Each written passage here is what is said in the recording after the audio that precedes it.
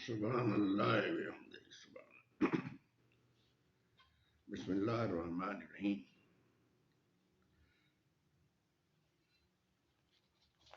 اٹھو میری دنیا کے غریبوں کو جگا دو،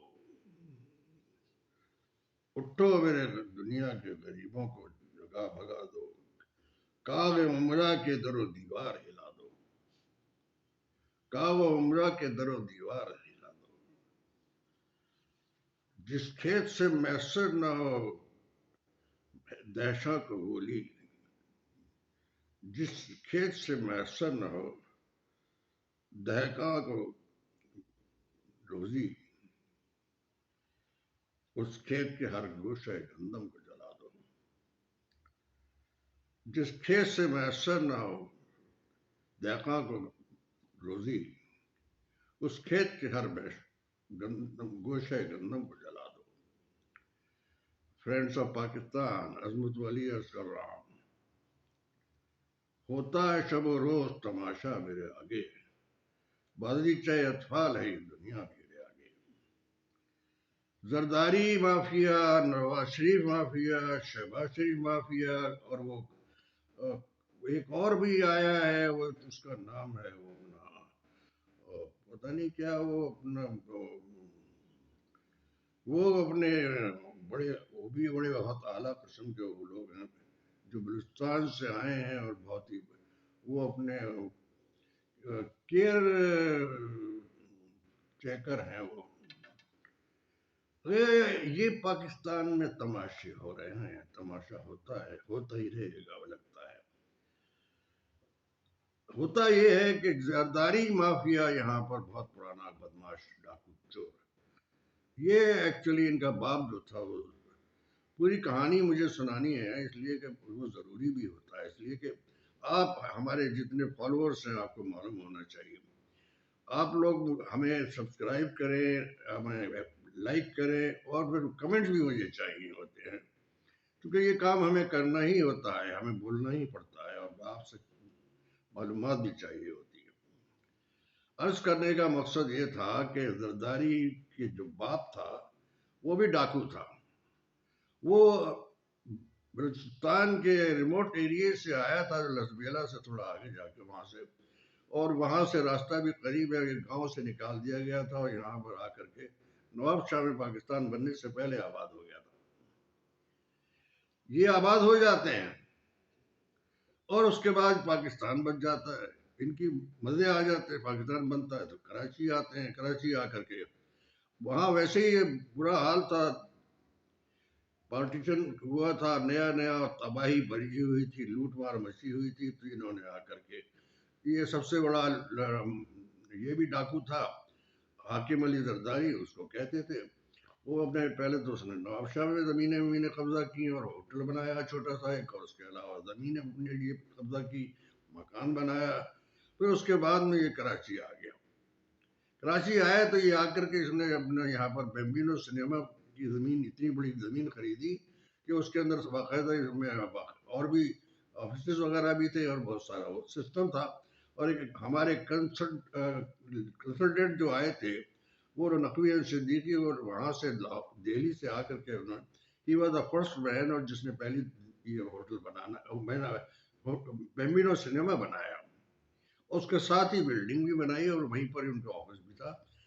اس کے بعد پھر اس نے ایک انگریز کی میرس روڈ کے اوپر ایک انگریز کی بنگلو پہ قبضہ کیا، وہ انگریز چلا گیا تھا پارٹیشن کے بعد، اور وہ یہ جو تھا یہ اپنا اس نے قبضہ کر لیا۔ اسے قبضہ کرنے کے بعد یہ بڑا اعلیٰ قسم کا کئی ہزار گز پہ بنگلو تھا، اس پہ قبضہ کر کے اب انہوں نے قبضہ کرنا شروع کر دیا، خوب لوٹ مار شروع کر دی، اس لیے کہ میدان کھلا ہوا تھا، پاکستان میں تباہی مچی ہوئی تھی، لوگ اپنے سروائیول کے لیے کر رہے تھے، یہ اپنے لوٹ مار میں لگے ہوئے تھے۔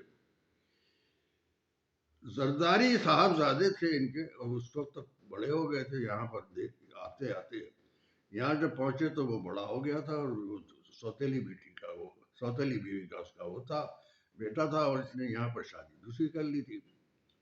1947 کے بعد 48 میں جناب یہ بڑی ٹھاٹ سے 1.5-2 سال کے اندر ہوٹل بن جاتا ہے، اور وہ ہوٹل نہیں سوری سنیما بن جاتا ہے، بیمبینو سنیما، اور اس کے بعد پھر وہ سنیما پہ باقاعدہ وہ اپنے وہ بھی بھیج جاتے ہیں. کچھ عرصہ یہ ہوا کہ یہ جو گھر سے نکالا ہوا تھا ان کو سوتیلی ماں نے، تو یہ اپنا ہوٹل سوری اپنے اس میں جا کے باقاعدہ بلیک میل بھی کرتا تھا، ٹکٹ بلیک میل بھی کرتا تھا، اور اس کے بعد میں یہ دوسرے ہتھ کنڈے بھی بہت سارے استعمال کرتا تھا. باپ کی طرح یہ بھی بدماش تھا اور ڈاکو بھی تھا. تو ڈاکو ذہن تو وہی ہوتا ہے. ایک دفعہ اس کی ماں نے اس سے پوچھا، سوتیلی ماں نے، کہ بچہ تم کیا بنے گا بڑے ہو کر کے؟ کہنے لگا ماما ڈاڑیل بنوں گا میں. تو ڈاڑیل کا مطلب ہے کہ ڈاکو بنوں گا. اس کے ذہن میں یہ نہیں تھا کہ اس وقت میں وہ بن جاؤں گا، کوئی پرائم منسٹر بھی بن سکتا ہوں. لیکن یہ بن کیوں نہیں سکتا؟ اس لیے ایسے ہی لوگ تو بنتے ہیں. پاکستان میں ایسے ہی لوگ بنتے ہیں، پاکستان میں ایسے ہی لوگ وزیر اعظم بھی بن جاتے ہیں، صدر بھی بن جاتے ہیں. اور وہی آپ سنیے گا آگے. اب جناب یہ ہوتا ہے کہ یہ باقاعدہ انہوں نے اپنا چکر چلانے شروع کر دیے، کاروبار دھندا شروع کر دیا، کبھی ادھر چلے جاتے کبھی ادھر چلے جاتے، کچھ نہ کچھ کرتے رہتے. یہ پیچھے چرچ میں باقاعدہ اس میں فلیٹ میں بھی رہتے تھے، اس کا پیسہ بھی کرایہ بھی لے کے بھاگ گئے، اور اس کا مال وال بھی ادھار بھی. پان والے کی دکان تھی، اس میں بھی دکان پہ پیسے لے کے وہ پان کھاتا تھا، سگریٹ پیتا تھا. اس کے علاوہ شراب وراب بھی ان کو تھوڑی بہت پینے کی شوق تھا. غرض یہ کہ یہ سلسلہ جو چل رہا تھا، اس کے بعد پھر انہوں نے یہ کیا کہ اپنا بے نظیر سے کانٹیکٹ ہو گیا کسی طرح سے، اور وہاں سے لیاری سے اپنی بارات لے کے آئے. لیاری سے سارے ان کے ساتھی بھی آئے تھے، کچھ اسمگلر تھے، کچھ ڈاکو تھے، کچھ بدماش تھے، کچھ وہاں پر لوٹ مار کرنے والے تھے. آج وہ آ کر بے نظیر کی شادی ہو گئی. بے نظیر سے شادی ہوئی تو یہ بات ہے 59 کی اور 69 کی. 69 میں شادی ہوئی، اور 69 میں شادی ہونے کے بعد میں یہ یہاں اپنے باقاعدہ اپنے آئے یہاں پر. وہ کہلاتا ہے 70 کلپٹن 70، جہاں پر ان کی بارات آئی. اور اس کے بعد پھر یہ وہاں بیچ لگژری چلے گئے. وہاں انہوں نے وی آئی پی اپنا وہ لے کر کے ہوٹل 2 کمرے لے کر کے وہاں پر انہوں نے ہنی مون منایا. ہنی مون منانے کے بعد ہی قسمت ان کی کھل گئی. جب قسمت کھل گئی تو پھر تو مزے ہی بدلے. پھر ان کی شادی پرائم منسٹر بن گئی بے نظیر. تو یہ پرائم منسٹر انہوں نے تو کیا بننا تھا، یہ پرائم منسٹر بن گئے. پرائم منسٹر بن گئی 90 میں پرائم منسٹر بن گئی. ضیاء الحق کے انتقال کے بعد میں اسحاق خان جو تھے وہ انہوں نے ٹیک اوور کر لیا تھا. ہی واز اپنا وہ تھے اپنا سینیٹ کے چیئرمین تھے. اور سینیٹ کے چیئرمین حالانکہ مرزا اسلم بیگ وہ تھے اپنے، انہوں نے اس کو آفر کیا کہ آپ پریزیڈنٹ بن جائیے ایز یوزول. تو ہی سیڈ کہ no, take over you as per rule of law. اس زمانے میں مرزا اسلم بیگ نے اپنے رول کا خیال کرتے ہوئے، اپنی عزت کا خیال کرتے ہوئے وہ فوج وہ نہیں بنے، پرائم منسٹر نہیں بنے، اور وہ نہیں، انہوں نے غلط وہ نہیں کیا. یہ ایک بڑی بات تھی جو ایک جنرل نے بات کی. بہرحال وہ اس نے ٹیک اوور کر لیا. اسحاق خان نے ایز پریزیڈنٹ، اور پریزیڈنٹ ٹیک اوور کر کے بے نظیر کو وداؤٹ الیکشن کا نام ہوتا تھا بھائی آپ اپنا تیاری کیجئے. تھوڑے دن کے بعد میں ان کو پرائم منسٹر الیکٹ کر دیا. الیکٹ کر کے یعنی سلیکٹڈ ہوتا تھا، وہ کوئی الیکشن نہیں ہوتا تھا باقاعدہ.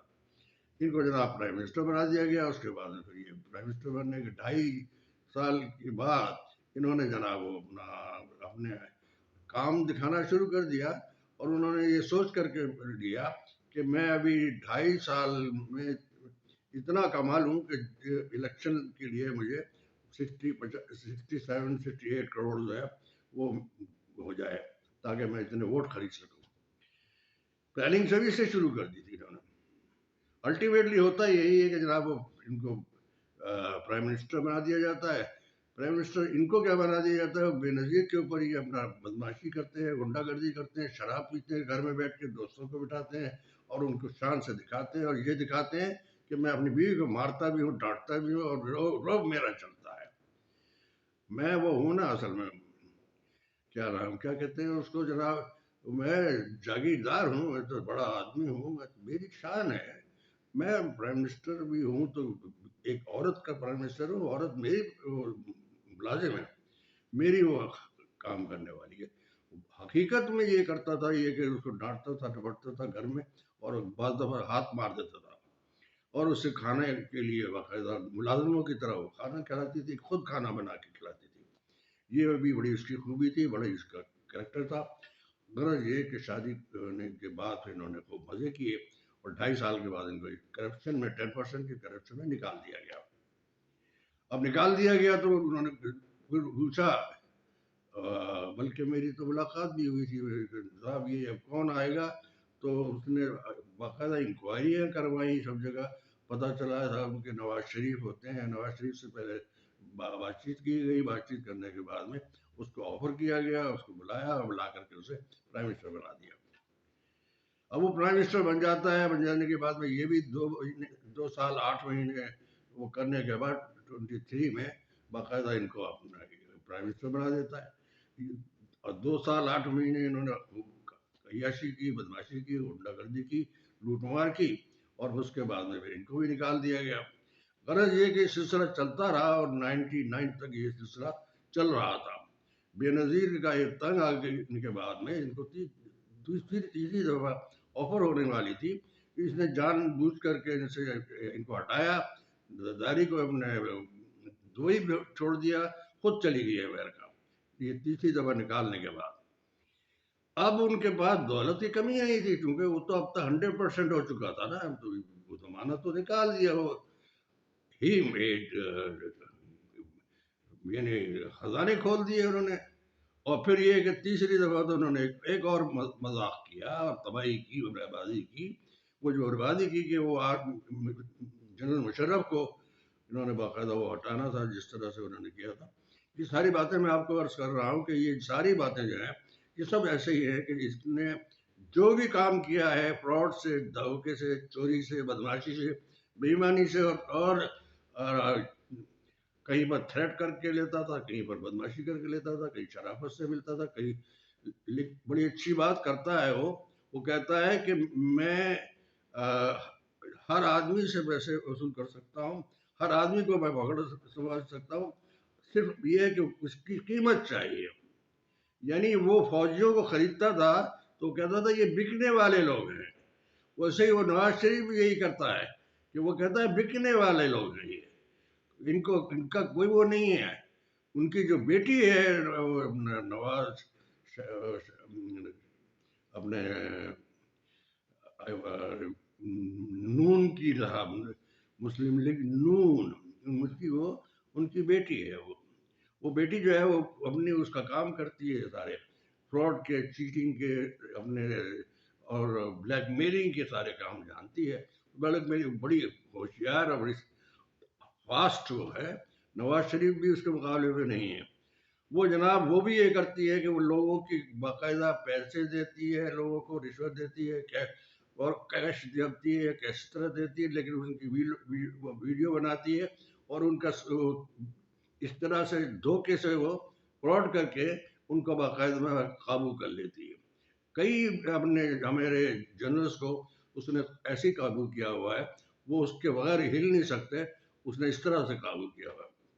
ایک مرتبہ یہ ہوا کہ ہمارے یہاں کے جنرل صاحب نے کسی نے ان کو اسٹیبلشمنٹ کے کوئی صاحب تھے، انہوں نے اس کو پیسے دینے کے بعد اس کی وہ پتہ تھی نہیں انہیں کہ ہم نے وہ کیا ہے، تو تھوڑا لینینٹ رہے وہ عمران خان کے معاملے میں اور الیکشن کے معاملے میں، تو اس پر اس نے ان کو تھریٹ کیا 3 مہینے کے بعد کہ مسٹر آپ بھول گئے ہیں، آپ کی ساری تیار ہے ہمارے پاس، آپ باہر نہیں جا سکتے، نکل نہیں سکتے، قابو کیا ہوا تھا اس نے۔ اور یہ زرداری بھی یہی کرتا ہے، وہ بھی یہی کرتی ہیں، تو دونوں جو مل گئے ہیں اس طرح کے، وہ اپنی حکومت کے بعد کراتے تھے، اس میں بدماشی کرتے ہیں، یہ جب اپنی حکومت چلاتی ہے تو یہ بدماشی کرتی ہے۔ یہ زرداری مافیا، نواز شریف مافیا، ملا مافیا بھی بڑا ایسا ہے کہ جب یہ پرائم منسٹر بن جاتے ہیں تو وہ شروع سے اسے 40 سال ہو گئے ہیں، 40 سال سے وہ یہ کرتا ہے کہ وہ اپنا کشمیر امور کمیٹی کا باقاعدہ ایک چیئرمین ہوتا ہے، وہ چیئرمین کی اتنی بلینس آف ڈالرز बंदे ने कमाए हैं, दाढ़ी के साथ ही बनाए हैं, जिसका नाम है डीजल। ये है, हर काम इससे बेईमानी का, चोरी का करा लिया, और शर्म उनको नहीं आती। दाढ़ी रख के वो कोई ना कोई ड्रामा करते रहते हैं। नवाज शरीफ के साथ भी किया उन्होंने, शहबाज शरीफ के साथ भी किया, और इसके साथ भी किया, क्या नाम है अपना, जरदारी के साथ। इसीलिए जरदारी उसको उस्ताद मानते हैं। ये है सिलसिला सारा। हकीकत ये है कि ये जो है अपना, जो बेनज़ीर को छोड़ करके वहाँ चला गया, अपना ये छोड़ के नहीं गया, बल्कि उसने इनको छोड़ दिया, और ये वो वाशिंगटन चली गई, और बड़े बच्चों के इसको यहाँ पर छोड़ दिया। ये था सिलसिला। हमारे पाकिस्तान में सारे काम इसी तरह हो रहे हैं। ये पाकिस्तान को तबाह करने वाले सारे यही हैं, और इनको तरबियत देने वाले, इनको सिखाने वाले भी जो है, जो इस्टेब्लिशमेंट के लोग बैठे हुए हैं, इनको भी यही सिखाते हैं। तो पाकिस्तान में एक तबाह मजाक बनाया हुआ है, तबाही मचाई हुई है, लूट मार मचाई हुई है। इसलिए मची हुई है कि इनको कोई पूछने वाला नहीं है, कोई देखने वाला नहीं है, क्योंकि इनके ऊपर किसी का हाथ भी है। वो हाथ जो है वो इसीलिए होता है, मजबूर होते हैं बेचारे हाथ देने के लिए। यहाँ ये हालात हो रहे हैं। तो मैं वही अर्ज कर रहा था कि ये जो है, ये अपने लूट मार का निज़ाम, सिस्टम जो बनाया हुआ है, ये कभी ख़त्म नहीं होने सकता है। कराची को तबाह करके रख दिया है इसने, जरदारी ने। जरदारी का हाल ये है कि वो एक डाकू को भी लाता है अपने साथ में, उसको भी मिला के रखता है, चोर को भी मिलाता है, पुलिस वाले को भी मिलाता है, हर आदमी को। उसका काम ये है, आप अंदाज़ा कीजिए कि जो इसने अपनी वो बनाई थी, 8th अमेंडमेंट, तो 8th अमेंडमेंट किस तरह बनाई इसने।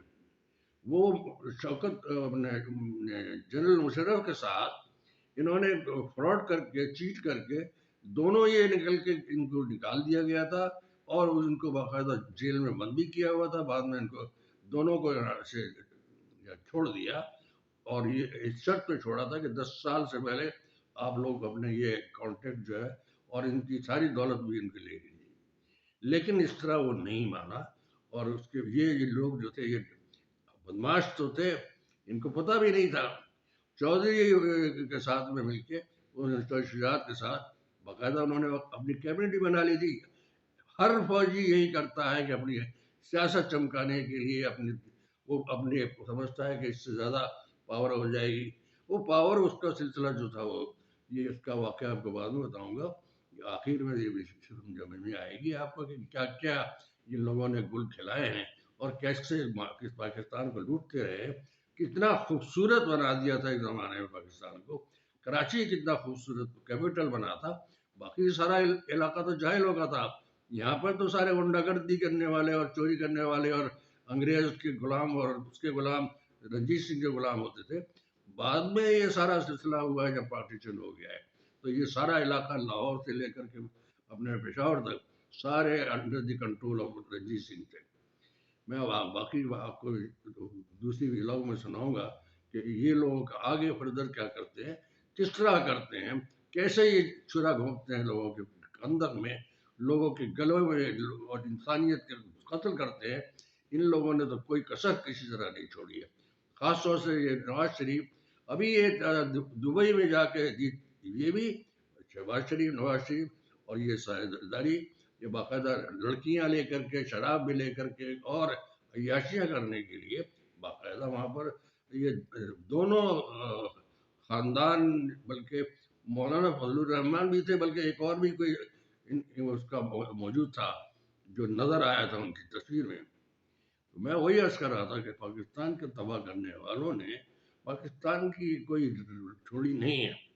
लेकिन आने वाला वक्त जो है वो बड़ा, अब मुसलमान और पाकिस्तान, ना पाकिस्तान और ना मुसलमान, किसी के अंदर कोई ईमान और नहीं है। एक आदमी है सिर्फ, इमरान खान, वो जो पाकिस्तान का जो लीडर है, सही मानों में पाकिस्तान को बचाने के लिए। और उसी से अब ये इन लोगों को खार भी आता है, उसी से दुश्मनी भी कर रहे हैं, उसके साथ फ्रॉड करने की कोशिश करते हैं। लेकिन मैं अर्ज कर देता हूँ कि इनके साथ कोई फ्रॉड नहीं कर सकते। ईमान और हक और इंसाफ की जीत होती है हमेशा। कभी चोर और डाकू और बदमाश जो है, दुनिया में कहीं पर भी ऐसा नहीं होता। सिस्टम अगर हमारे यहाँ नहीं होगा तो हम सिस्टम से हम कामयाबी ہم کامیاب کر سکتے ہیں، یہ کامیاب کچھ نہیں کر سکتے، ان کو کام کرنا نہیں آتا۔ اگر کیسے کام کرنے لگے تو پھر تو بہت کچھ ہو سکتا ہے۔ کوئی کام نہیں کر سکتے، نہ کوئی کام آتا ہے، دماغ بھی ان کے پورے اس طرح کام کر نہیں سکتے، کیونکہ ایک سسٹم میں اگر کام کرتا ہے تو سسٹم چل سکتا ہے، ورنہ سسٹم اگر نہیں ہوگا تو کوئی کام نہیں کر سکتا۔ پاکستان پائندہ باد، پاکستان زندہ باد۔